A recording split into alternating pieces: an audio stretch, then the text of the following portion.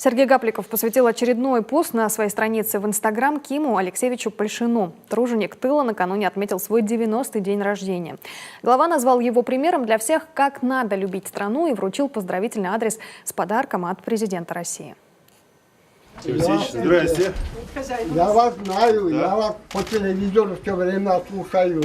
Правда, говорите, не пойму, а звук слушаю, все равно звук слушаю. По поручению президента России Владимира Владимировича Путина. Я сегодня приехал. От Путина? Да. А я часто получаю от Путина. Да. Вот в очередной раз Владимир Владимирович вас поздравляет с юбилеем. Послал лично вам соответствующий адрес. Вот я вам вручаю с его пожеланиями и словами благодарности.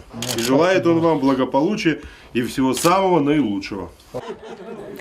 Практически всю трудовую жизнь юбиляр проработал связистом, участвовал, как сказал губернатор, в восстановлении края после военной разрухи и вместе с другими ветеранами создавал фундамент социально-экономического развития.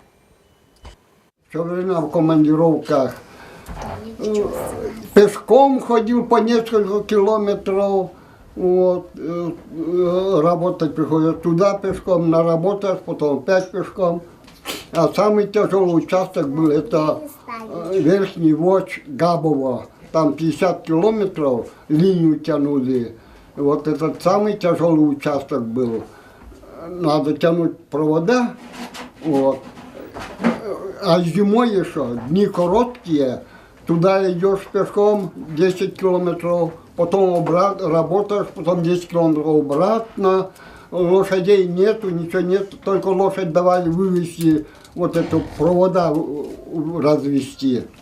Я бригадиром работал, бригада всякая была. Была и хорошие, были плохие ребята. Вот. Одни были капризные, другие хорошие ребята. Но я строго требовал. Вот.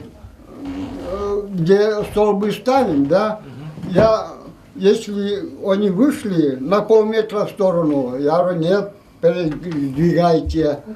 Сейчас покажу. Ветеран рассказал, что вместе с супругой Марией Николаевной вырастил и воспитал 3 детей, 8 внуков и 7 правнуков. По праздникам большая дружная семья собирается за одним столом. Несмотря на почетный возраст, Ким Алексеевич довольно бодро управляется с хозяйством и сам ходит за покупками. Говорит, крепкое здоровье и выносливость – это результат физического труда и здорового образа жизни. Еще Ким Алексеевич – заядлый лыжник. Пока годы позволяли, активно участвовал в соревнованиях, последний раз в возрасте 81 года.